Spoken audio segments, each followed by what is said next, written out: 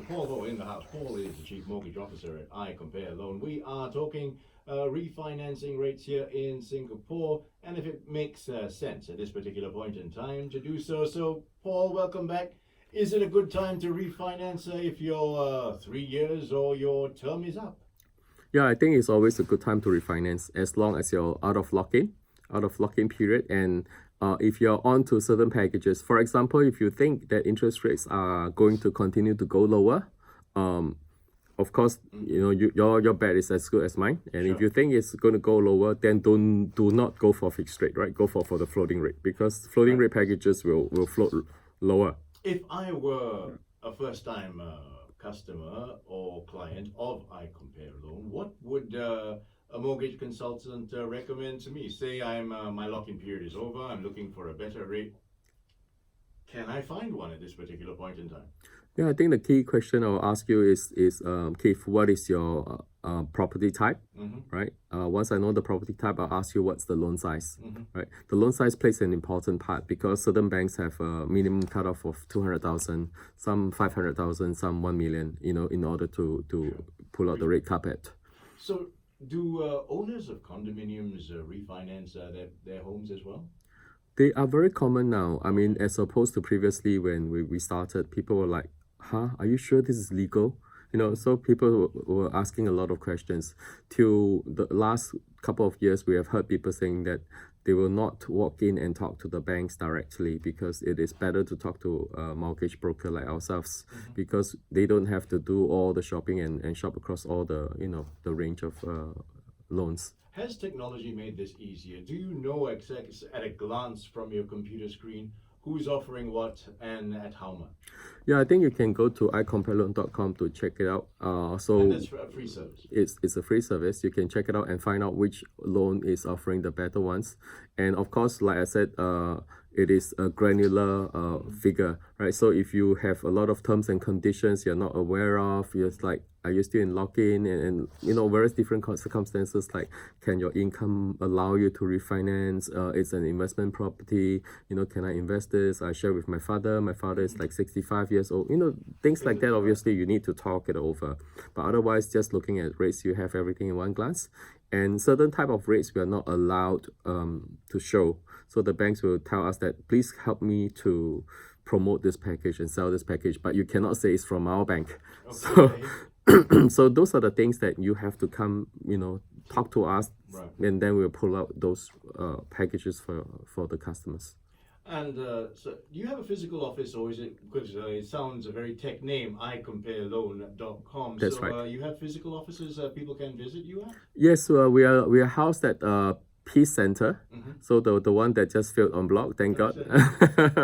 So we house at Peace Center. For people who want to come to see us, we are on 05-12. So we have a training room and we have a nice lounge and sofa area. You can come and visit us and have a talk. So who are the major refinanciers? Normal people with a mortgage loan? Well, anybody. I mean, basically, from HDB to private residential properties to commercial properties to industrial properties. Yeah. So the thing is with me is, why would they not go back to their current loan provider or their their current service provider when the lock-in period is over? Will they not perhaps want to retain customers, or are customers a dime a dozen to financial institutions these days? I think if you want to know this question, then you would ask, why would people change from Singtel to StarHub and StarHub to M1 and M1 to someone else, right? Or Republic or whatever that is, right? Because they always pull out the red carpet for the new customers, right, not the existing ones. So the same thing pretty much happens in the bank side. How much can you save, sir? I mean, here in Singapore, we've told mortgage rates are almost relatively uniform across all financial institutions. Yeah, I think if you have, from time to time we have packages that can save 0.2 to 0.6% per year. Right? If you save 0.6% per year, that's on a $1 million loan, that's $6,000. Right, so if you save $6,000 times 3 years over the same loan structure, then you're looking to save $18,000. When did this become legal? So was it, were you the first company to do this as a mortgage broker when you went into the market? No, no. There were quite a few guys before us, and they were the pioneers of this. We basically follow suit. Was it at that time perhaps for high net worth individuals who actually knew what refinancing meant? And because, like you said, at that particular point in time, it was a hot property market. I think it came along. I think someone started this by talking to the banks and created this sector. And then I think the idea was initially mooted probably from overseas, Australia or UK when it first started, or maybe in the US when it first started. Yeah. Well, let's go back to the start of the interview when you said that you started this when, during the bad time, the Lehman crisis. But at that time, you were looking to refinance your housing loan as well. Was that the motivating force? Not really. What questions did you have to ask before you started out? Not really. I already started refinancing before I left my telco job. Right. So what questions to ask is how much can I save? Are the rates going up or down? Should I be taking cover now if the rates are going up? If the rates are coming down, should I? How much should it come down? Right. So I refinanced my housing loan on 1.7 fixed rate, 1.7 for the first year, 1.8, 1.85, 3 years fixed rate.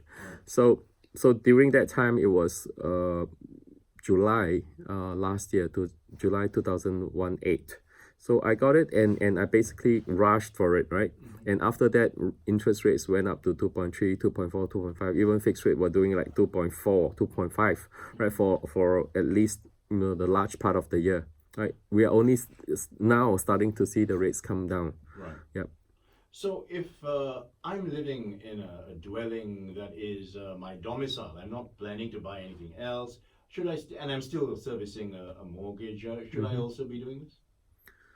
You should. I mean, if there are savings, say for example, I mean, a lot of people will say that, how do I know I'm getting, switching for the better, right?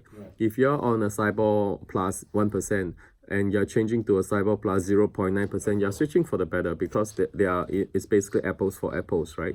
If you're switching from fixed rate to a SIBOR rate, then you really don't know because it is a matter of what do you think the interest rates or the SIBOR is heading towards? Are there any restrictions? Say I start off with a financial institution A, I refinance, I go to financial institution B, and when that 3 or lock-in period is over, I go to C, and then when that's over, I go back to A. Is that a possibility at all? Well, that's what I have been doing. Okay. So I have done with Bank of China, previously Maybank, DBS, Standard Charter. I can't remember if anymore, but yeah. So every few years, you've refinanced your homes. Yeah. I mean, I only have one. mortgage, I only have one home. Sure. So a lot of people have even more times. Right. Yeah. So it is at the present. There's no restrictions on doing all of these things. There's no restrictions. As long as you qualify. As long as you qualify. Obviously, some banks will say that, oh, if you do this, we will not see you as good customer, valued customer, blah blah blah. I think for the large part of it, it is not true. Just my personal opinion. I mean, I don't know how the internal workings of the bank is, but unless you are a premier customer with private banking account, and if you already have a very good relationship and they are able to offer you better packages, then by all means stay with them. But a lot of the times the private banking customers avail you, movie tickets, F1 tickets, and things like that, little frills and dinners and concerts, So, but when you ask them what rates can you give me, the rates are sometimes even worse than what the banks offer out there in the marketplace. So sometimes there is a cost to it. Sometimes they're almost as good. Sometimes they are slightly better. But so I said, you decide whether that is something you want to do. Is it a matter of prestige or is it a matter of your other types of family or total wealth management? And in the end, shop around, look for the best rates. That's from right. the best that a financial institution can give you. Yeah, I think so because there is really no. These are very simple products. There are really no particular, safety or whatsoever, right? And if you're within the TDSR, if you have the means, and you've got a good, clean credit record, it shouldn't prevent you from doing anything. Yes, I mean if your salary is stable and so on, and the property is not at risk property. When I say at risk property, meaning the property that are like in certain zones that are not so desirable and so on, then you should be okay, right? Of course there are banks that say that if you are so and so, and certain banks may not be that strong, or they are at the cups of restructuring. They do tend to selectively take out some customers. When they do that, they will say, okay, sir, you can refinance your loan, or can you take your loan somewhere else? We're trying to offload you, right? So they do that. So sometimes they said, I want to go with this bank, but we heard actual news or rumors that this bank is offloading customers. We hear it from the bankers themselves. Obviously, hush, right? That we have been letting go of a group of customers that is deemed to be so and so, or high risk, even though they've been paying on time, right? So those kind of things do happen, and it's often very, very muted. Paul Ho is our guest this morning on the Property Show. Paul is the Chief Mortgage Officer at iCompare Loan. We were talking about refinancing your mortgage here this morning. We will come back. Paul is going to be back in the house really, really soon. This point in time, we're going to have to end the program. We are out of time. Paul Ho, thank you so much Thank for you, making Keith. it in, sir. And you've been listening to the Property Show on the all-new CNA938. This is Asia First Weekend. I'm Keith D'Souza. Thank you, sir. Very nice.